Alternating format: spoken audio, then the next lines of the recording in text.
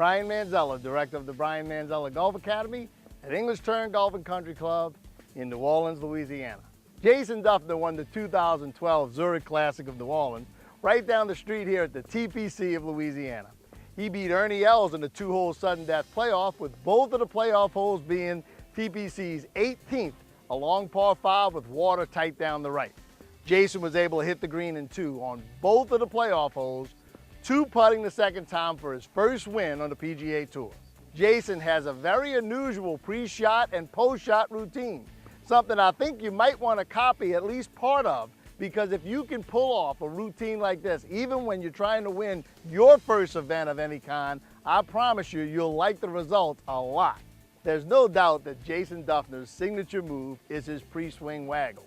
You don't see waggles like that on the PGA Tour every day, and I'm going to show you the orthodox and unorthodox parts of it. You may copy all of it to play your best golf, but it's a really unique way of rehearsing some of the things you want to do on the backswing. What people have to understand about the waggle is not just standing here and wiggling the club around. You're trying to rehearse things that are going to happen to your hands and arms on the backswing, and you want to get a little feel for the club head in your hand.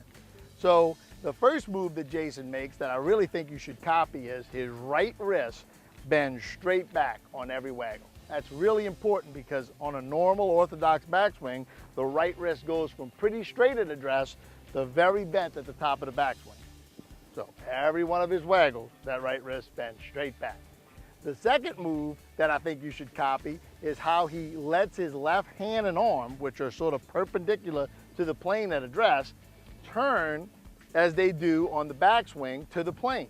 He does this a lot now, and this is one of the reasons why his waggle looks so different. So as he bends his right wrist straight back, he's letting his left hand and left arm turn toward the plane.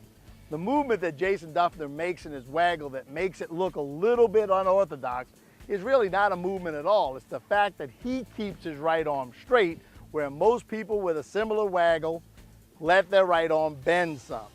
Van Hogen was a notoriously famous waggler. He thought it was a very, very important fundamental of golf.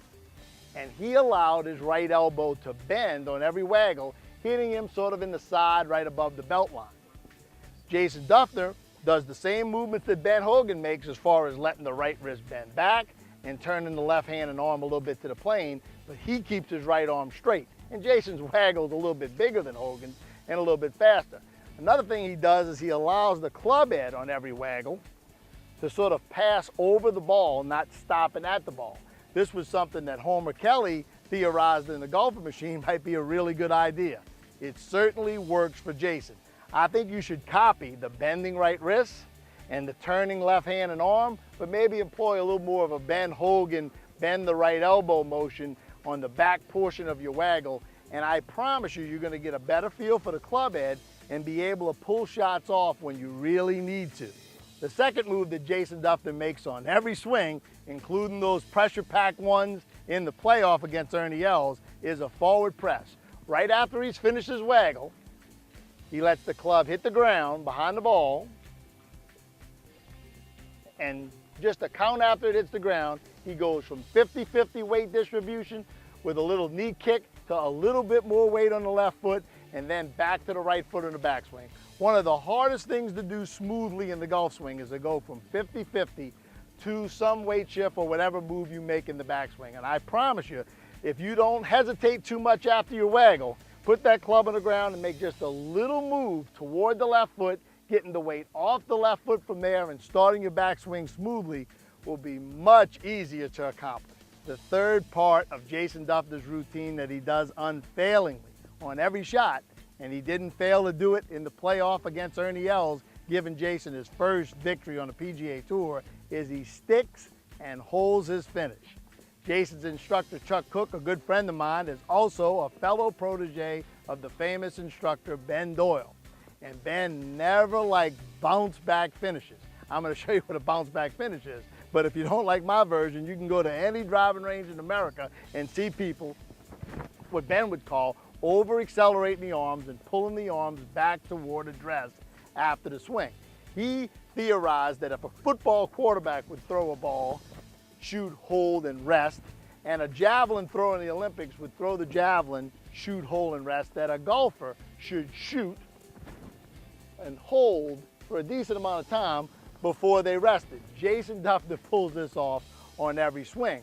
One of the things that you need to understand about getting to the finish is your body is not pulling your hands and arms all the way there. Your body is helping your hands and arms get to and just through impact, and then the club is actually getting past your body and pulling you the rest of the way to get to a finish like Jason Dufner sticks every time.